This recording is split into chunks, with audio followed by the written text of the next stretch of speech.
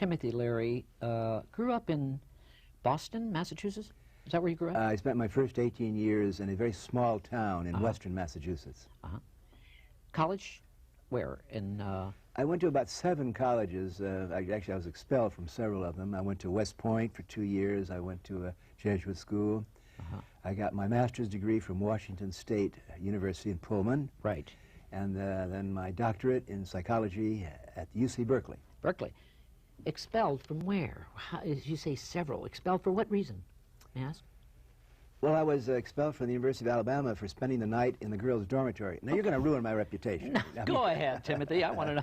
No. You're going to go for the real inside story. No, you say expelled. Go ahead, like you several. But what expelled? What else? For what other reasons?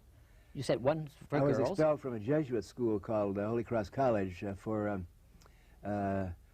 gambling, playing poker, blackjack late at night during a religious retreat with a son of an Italian mafia guy from New York. That got me. They graduated me right there. You've been outspoken ever since you were a kid, then, really. Timothy Leary's always been his own person, own mind, own spoken person. Yes, I lived a very, well, I would say a lonely childhood. It was a very isolated little town, and I didn't see much of the sophisticated world, so I lived as a child an extraordinary life. I read books all the time, and I dreamed dreams of doing heroic things to help the human race, and my model, my idol, was a philosopher named Socrates, and I based my entire life on Socrates. So that's where Timothy Leary... He's the guy that caused all the trouble for me. His motto was, he said that the aim of human life, Kippy, was to know thyself. Now this was very subversive, because the very idea of someone saying, you don't have a self, you're a serf, you're a slave, he was inventing the idea of individuality, and that you could do something about your life. Now, as soon as I studied the books about Socrates, I realized that this is a dangerous profession, because you're teaching people to question authority. I realized that this job, which I was going to undertake, the corrupting of the minds of youth, it paid poorly. It could get you in serious difficulty with the authorities, and in the case of Socrates, it got him hemlocked. But I've enjoyed this profession, and in the last 70 years in America, it's been a wonderful time. It has? For a dissident philosopher, because so much change has happened that do you think the kids today know thyself? There's a lot of them they don't have identifications of their own self. They don't know who they are. They just follow the leaders. Ain't it the truth? It's been that way. Am I right? It's been that way for most human beings throughout most human history. Right. At certain times in human history, culture, when everything's favorable, you know what's called a renaissance. Now, they had one in Athens, because Athens was protected by geography from the big empires. Right. There's another great renaissance around Venice and in northern Italy. And a renaissance preaches the basic religion of humanism. Right. Renaissance period, we had one in the 60s here, and the key to it was humanism. He said, the aim of individual life is to know yourself and to treat each other as human beings. And this flies in direct opposition to every fundamentalist religion, to every political party where you're supposed to work for God or for the state. So, and what happens in a renaissance, we rediscover the wonderful potential of the inner human being. Right. It becomes, the clothes tend to come off because there's more human contact, and beauty and erotic activity tends to be more active at this period. So in the 60s we had a classic renaissance, which ended in 1980 when the repression of Reagan and Bush came out. We all know that's modern history. Right. Berkeley. I went to Berkeley. I went there for 4 years, and I taught. And you taught? For about 4 years at Berkeley, yeah. Philosophy? Psychology. Psychology. But that's really philosophy, too, isn't it, really? Yes, Psychology, philosophy. Yeah, you know, of course, to be a good psychiatrist, or, you know, go ahead. I agree with you. I agree with you, Skippy. So what do you think? You were there in the 60s, or was it the 60s you were there? When were you there? No, I was a graduate student at Berkeley from 1946 40s, really? to 50. Okay. And I taught around Berkeley and did research there as a faculty member and a researcher for about 9 years. I left Berkeley basically to go to Harvard in 1959. You went to Harvard. For how long? As a teacher. As a faculty member. Faculty member. When did this all begin for Timothy Leary, this creating of LSD? When did all of that started? Well, I didn't create LSD. Well, you did something about it. They all yes, think you are the creator, but you're not. I know you're not. An experiment. I don't know anything about chemistry at all. Yeah. But I'm now involved in computers, and I can hardly turn my own computer on. I try to use these tools as ways of increasing intelligence and getting to operate your mind and your brain. To be intelligent, to know thyself, you have to learn how to operate your mind and your brain. And there's we don't use it enough. People use it just this much. Yeah. And there's a lot there. Tell me more about that. Well, of course, most schools do not teach young people to think for themselves. The idea is most schools indoctrinate to train you to play your part in a factory society, or you're going to be a lawyer and you'll be a doctor, and you've got to be a crook, because the cops, we have to have cops and crooks, so there are all these roles that are being taught in schools. But rarely, there are a lot of good teachers out there, and I'm sure... Are there really, Timothy? There are many teachers out there, particularly now, people that went through the 60s when thinking for yourself was popular and almost authorized. Yes. There are a lot of good teachers out there that are doing their best to encourage and stimulate their students to think for themselves. But there's 60s kids that are now... That's what I have always thought for myself ever since I was a kid. That's why I always liked you. I'm an individual. I'm me. There ain't nobody like Skippy Love. No, but I'm just saying, Timothy, I've always been me. That's why I've always liked you, Skippy. Did you? Is that right?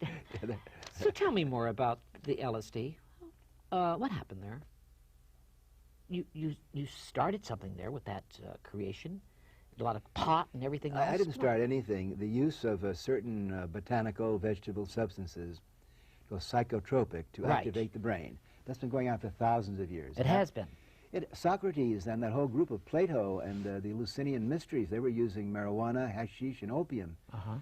The use of drugs or vegetables to activate your brain, to open up new circuits of your brain, that's called shamanism. And many say that most of the religions and much of the philosophy has come from groups. Like the group around Socrates. Socrates, yes. At Harvard University, for example, there's been a long tradition, honorable tradition, really, of the use of psychedelic drugs. At Harvard? Ralph Waldo Emerson started what was called American Transcendentalism, flying in the face of the Puritan ethic in Boston. Emerson was banned from Harvard and Boston for about 30 years, longer than I was. Really? Yeah, and then at the same time, there was an active use of psychoactive drugs by British poets. Then William James, who founded the psychology department at Harvard, wrote a book called The Varieties of Religious Experience, in which he talked about his experiences with hashish and nitrous oxide. Right. So when I went there, I was joining a long club of honorable and very distinguished philosophers who believed in transcendence, or basically they were humanists, as opposed to the engineer tradition of MIT or the puritanical fundamentalist tradition of Christianity. Right. But in 1970, 5 years, they gave you 5 years prison for a little abuse of marijuana. I didn't. Is it just for little marijuana? 5 years. Well, they said you for it was more than 5. It was? I was sentenced to both federal and state prison for, could have totaled 30 years. 30, but you didn't spend 30 years. Well, I escaped after 9 months. You did? You didn't know that? Yeah. No, I didn't know. What do you mean you escaped? I trained very carefully, and I climbed a wire and climbed a wall, and I was met by a guerrilla outlaw group, and I got political asylum in Algeria. And how long were you in Algeria? About 9 months. I was there with the Black Panthers, and then I went to Switzerland. With the Black Panthers? You haven't read my book, have you? Not really, no, I haven't. Not your book. I've written several unauthorized autobiographies. Right. I'm not too familiar with your book. Yeah, so I got one called Flashbacks. You can get it in the bookstores right now. It's got the whole sordid story there, and that's being made into a movie now by Interscope. A brilliant young man named Bima Stagg, who's writing a script about my life. So tell me more about being with the Black Panther in Algeria, and then from there you went to, back to prison? Did you go back to prison? I had to escape from, actually, Algeria, because Algeria was a socialist fundamentalist Islamic country, and that's no barrel of laughs. No, I know it isn't. Communism and Islamic fundamentalism. Right. I literally had to escape. I spent some time in Switzerland, and then I was captured by the DEA. Where, in Switzerland? No, in Afghanistan, at the airport, and brought back, and I did about 3.5. Altogether, I did 4.5 years in prison for the possession of 2 roaches of marijuana. 4.5 years. So it really turned your life around, didn't it? From a professor in Harvard and running, escaping. What did you do the 4.5 years in prison? Timothy Leary. What did Timothy Leary actually thought about? What did you do? Well, I tell you, I used that time wisely. I enjoyed it. Now, I'm not advocating... Did you enjoy it? I'm not advocating prison, boys and girls, but I found it interesting and an educational experience for me to be a psychologist at the very bottom of the prison system, because after I escaped, they were really angry at me, and they put me at the bottom, and I got a view of society. You know, when you get down to the bottom, you really see how the police state operates. Also, I loved being in prison because I didn't have to pay the rent. I didn't have to answer the telephone. I didn't have to produce erections, you know, on a regular basis. It was just a joke. Right, right. I know. And when I was in solitary confinement, I liked that best because, you know why? Why? My roommate was a very funny guy. Kept me entertained all the time. Was he? Yeah. Is he still there, or is he out now? That's me, my mirror. Your roommate. Yeah. Oh, you. I see your mirror. Okay, That's the your joke. mirror. I That's the know joke. the mirror. You're a funny man. You know that? Thank you. You're actually doing a stand-up comedy too, kind of a thing. No, I don't do stand-up. Well, I give my college lecture, but I give it in comedy, in comedy flair. No. I make fun of authority. I make fun of. I'm very irreverent. That's comedy. That's fun. Yes, but I'm not a stand-up. No, I meant I don't tell dick jokes, you know. And No, we understand that. Can I say dick on this program? Yes, of course you can. But no, Timothy, I understand that. Yeah, I don't do that kind of stand-up. I try to mercilessly make fun of Christianity and Islam and politicians. That's just part of my job as a dissident philosopher. What happened after you got out of prison, the day you arrived out of prison? First of all, what prison were you in? At which one? I was in 49 jails and prisons in four continents, so they moved me around a lot, yeah. They really I came moved you after around. my release. I was released from California when Jerry Brown became governor, and I was released from federal prison after Reagan was thrown out. Right. I'm sorry, Nixon, 1976. And when I came to Hollywood, and I've been involved in communication and computers and electronics and... Immediately, is this what ran through your mind in jail? Were you preparing for this when you got out, the computers? Yes, I'm a great follower of a man named Marshall McLuhan, who wrote those wonderful books about communication, and he said that if you want to change a culture, if you want to change yourself, if you want to change religion, change the medium, the mode of communication. And he said that Gutenberg created Protestantism when he had the mass assemble book that everybody could read. And now the new form of communication is electronic. So I'm a fanatic about electronics. My brain... Electronic brain you're into. Aren't you in electronic brains experiments right now you're into? Yes, that's right, yeah. Tell me about that. Well, maybe we should... I don't give lectures anymore, and okay. The next two Monday nights at EZTV. EZT on Santa Monica Boulevard. Santa Monica Boulevard, right? I know it. Yes, off the La Cienega, right. And it's in Santa Monica Boulevard between La Cienega and San Vicente. That's in West Hollywood. We're having a wonderful time because we're each Monday night we invite geniuses, wizards in this new field of electronic multimedia. And we're learning how to produce trance states by using computer-generated images and electronic patterns. Matter of fact, why don't we put on this little tape now to show you? You have a tape right now you brought. This is a commercial, like a commercial you see on TV, and we're at the message from the product. Right. The message from the sponsor is, learn how to use your eyeballs and operate your brain. So let's run the tape. Use your eyeballs and... Yeah, learn how to use your eyeballs. Yeah. Interesting. Let's see it. Okay. What is that about? See, the eye, that's going to, in a dark room, this could, indeed, when we do it in a dark room at EZTV, it produces a mild trance state. And then my voice comes over it, and I'm saying, the eyes are the windows of your brain.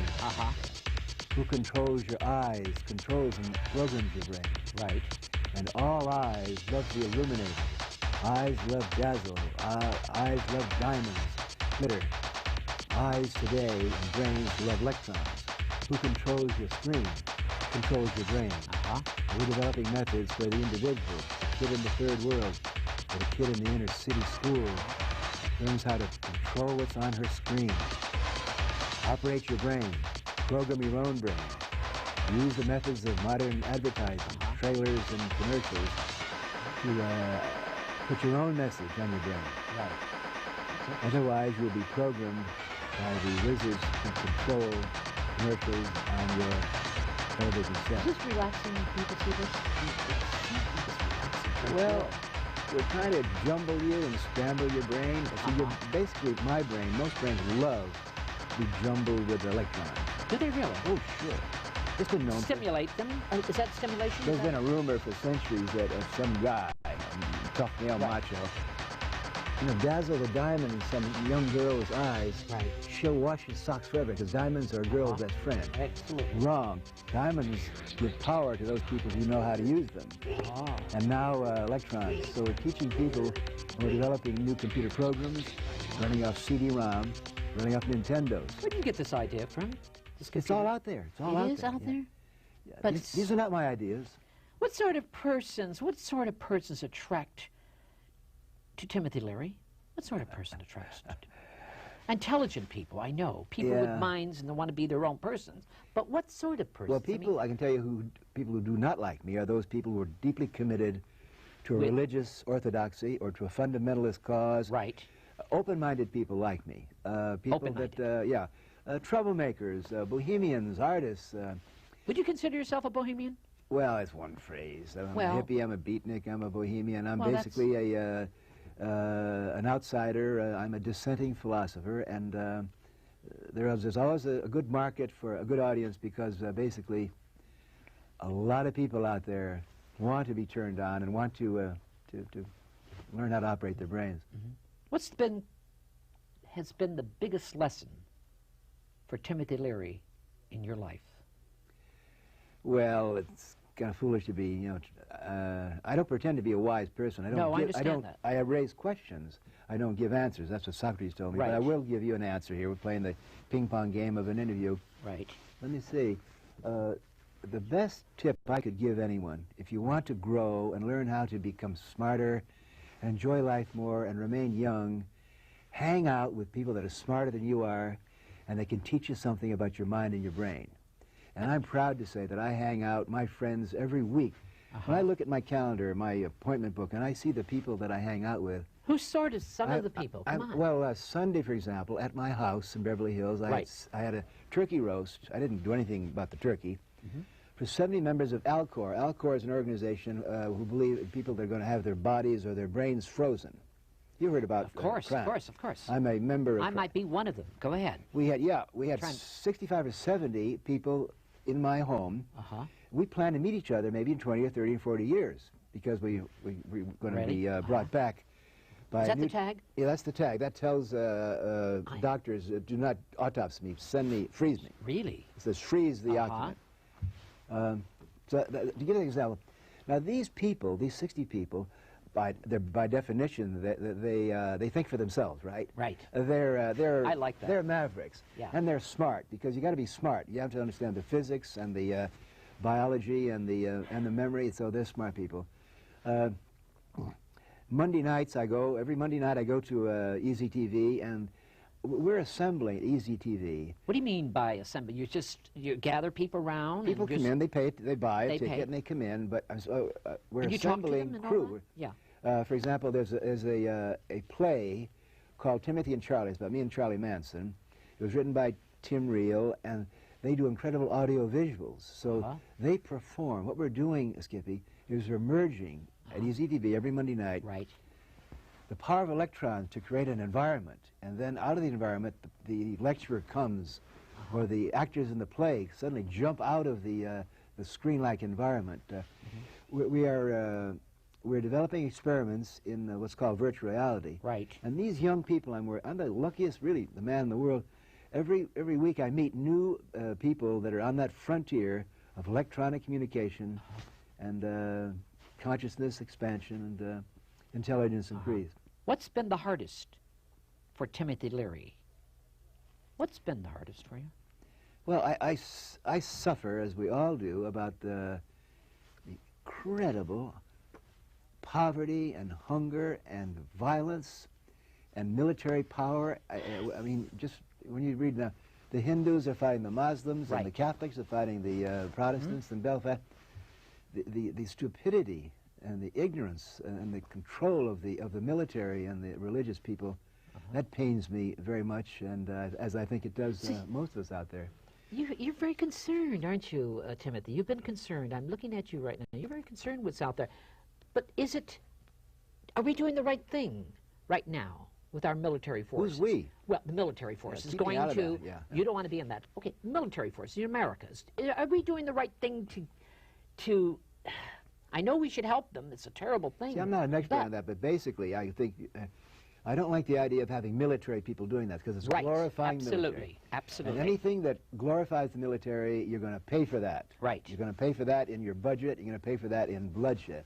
So I've been to West Point. Skippy, I was actually born at West Point. Were you really My West father Point? was an Army officer. I was born at West Point. Is that one of the schools you got kicked out of? And I got kicked out of. No, I actually resigned from West Point. You resigned? I know the military mind very well, and the military mind is not to be trusted. I do too. I used to entertain 10, 15 years of my life all over the world, Vietnam and everything. And I know the military, and I don't agree us military being there. Hardliners, the hardliners in America, and the hardliners in Russia, and the hardliners in Somalia, they all want to take our wealth and use it on weapons. So. Some of your books. Tell me some of your books. And I have not read. I got to be honest with you. How many books have you got out? It's around 30, 35. 35? Yeah. Really? What's the most popular of Timothy Leary? Flashbacks. The Mirror? Flashbacks? Flashbacks. Yeah. How about The Mirror? The Mirror. Mind Mirror was a computer game. Tell me about the Mind Mirror. Well, I've been working for the last 10 years on programs that allow the person to turn the computer screen into like a mind phone. Right. And to put your thoughts there. 5 or 6 years ago, you could only do this with words, alphanumerics, but now you can use CD-ROM and graphics. So these new image processors and computers are tools to learn how to operate your brain and how to communicate more clearly and become smarter. Timothy Leary, married? You have children? At the present time, I've been married 7.5 times. 7.5 times? 3/4 times. I have an addiction problem, Skippy. I'm addicted to marriage. I'm addicted to marriage. I just love being married. Okay, you and Mickey Rooney. Mickey Rooney did too. Yeah, and the first 2 or 3, 4 years it's wonderful, but then you realize that you're dependent on it, and that and then I have. I'm proud to say that I have been lucky enough to have as my living companions some of the smartest, most beautiful women in the world, and every good thing that has come from me I owe to my... Barbara. Her name is Barbara? Barbara. Yeah, I met her in Rome years ago. She used to live in Rome. She was an actress and a model there, yeah. She was. Yeah, I didn't know that at the time, but beautiful lady, very bright. Very intelligent, yeah, and elegant. You like to be around intelligent, brilliant people. Do you ever be around dumb people sometimes, Timothy? Don't look at me now. Have you ever been around people? How do you handle that? How do yes. I try to leave a trail of fun and joy. Yeah, we all, as we go through life, you meet a lot of people that are not necessarily brain surgeons, but I try in any interaction to leave a little trail of sunshine or, a little joke or something, because I basically believe in humanity. Yes. I believe in the human potential, and my life is about awakening or encouraging people to develop their potential, and it's a Do you write all night, Timothy, at night? It seems like you're a writer. I'm a late night person. Yeah, it seems like it to me. Because I think you read a lot. You read a lot. Less and less. Everything? I don't read books as much anymore. I read magazines, and I do a lot of computer stuff. Is that important for us to know what's out there in the world today? Or sometimes it confuses me when I turn the TV on and listen to the news. It's upsetting. Yeah, it's sad. Sad. I can't sleep at night sometimes. That's why I don't want to listen to the news late night. How do we handle that? How do we handle that? Well, see, when people ask me questions like that, my answer is think for yourself. Okay. Figure it out yourself. Think for yourself, because I each don't want to person listen is to different. it. Oh, I see. I see. I see. And you have to experiment with yourself and listen to other people's ideas, but you have to do it yourself. I see. Think for yourself. Timothy Leary, what makes Timothy Leary happy? What does he? Are you a happy person? I think I'm one of the happiest people who've ever lived. Really? Yes. Even throughout this whole... Do you have any regrets in your life right now, Timothy? Yes, that's a logical question. I regret the fact that I moved around so much and being in prison and being so controversial. It was very hard on my children, and it was very hard on one of my marriages, because at one point Richard Nixon called me the most dangerous man in America, and I was being stopped and chased by the police everywhere I went they were just, well, right. my basic crime was I was abusing the First Amendment by by talking too much. I know, I understand. But they don't like us to think for ourselves. Yeah, when they start, we think for ourselves, we're dangerous. It was very hard, to answer your question, on my children, to have their father, such a hated person. My son, when he went to high school, was actually beat up by other kids because he was my son. Yes. And this takes a tremendous, of course, still, I'm a middle-class American, so it's not as bad as it is for most children in the world, but still, I regret that my kind of life was hard on the people that were closest to me, and because family and friendship are the basic things. How is he handling it today, your son? They're doing fine. They're doing fine. They're going to school? I've got 5 grandchildren, and I'm in Really? touch with them all the time, and they go up and down. And there's not as much enmity. As a matter of fact, people are not, the government isn't going around, chasing me now, I hope. Yeah. But things are, Is Timothy it's Leary... going to be a great 1990s. I'll tell you a little story that was told to me. It's a time to rejoice, because when you think about it, there are a lot of bad things happening, but we have a president, Right. a vice president, and 2 dynamic, strong first ladies, Right. all of whom are younger than old farts like Bob Dylan and Mick Jagger. Isn't that something? It's a whole new young generation. Isn't it great? Which is post-World War II, and it's the 60s kids, and So you like that? I don't, I'm not claiming that Clinton's going to be a great politician, because it's a hopeless job, but Right. the spirit of hope that Clinton and Bush, and there is all around the world, there's You a sense sense that. I do too. it's Kennedy, for example. When Kennedy was elected in the 60s, he gave us hope, too. Actually, Kennedy was not a very good president. Yes. But still, the fact he was young and jacky, and it gave us a sense of hope and vigor and courage. And he might bring Dylan to the White House to play for him. I Dylan? like Dylan. Don't you like Dylan? Bob Dylan. Bob no, Dylan. Jimmy I know. Carter did that. Yeah. The rumor is that that they might bring the Grateful Dead. No, they're not going to bring Dylan. I don't think. No. So. Tell me about Timothy Leary's book and life story and movies. What's going to happen? Are they going to be doing that of Timothy Leary? I don't know. Who would you like to see do your life story, that's kind Timothy? that's almost like a I don't think about it. I don't think about that. I'd like Grace Jones to play me. How about Grace Jones?